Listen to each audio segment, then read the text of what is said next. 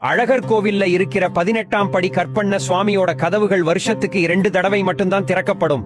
ஒன்னு ஆடி பௌர்ணமி அன்னைக்கு, இன்னொன்னு ஆடி அமாவாசை அன்னைக்கு.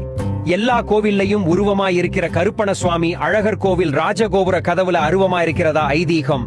அழகர் கோவிலுக்கு திருட வந்த 18 மந்திரவாதிகளையும் வெட்டி அங்க இருக்கிற 18 படிகள்ல புதைத்து விட்டதா சொல்லப்படுது. அவங்களோட வந்த கருப்பண சுவாமி, நான் இங்கே இருந்து அழகரையும் அழகர் கோவிலையும் பாதுகாத்துக்கிறேன் அப்படின்னு சொல்லிட்டு அங்க இருக்கிற கதவுல உறைந்து விட்டதா ஐதீகம்.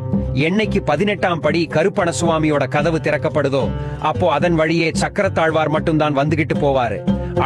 அழகரோட பல்லக்கு கூட அந்த ராஜகோபுர வாசல பயன்படுத்துறது கிடையாது. பக்கத்துல இருக்க வண்டி பாதையை மட்டும்தான் பொதுமக்களும் அழகரும் பயன்படுத்துறாங்க.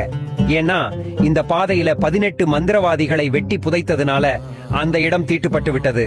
அதனால்தான் அது வழியா அழகர் வெளியில வரமாட்டாரு.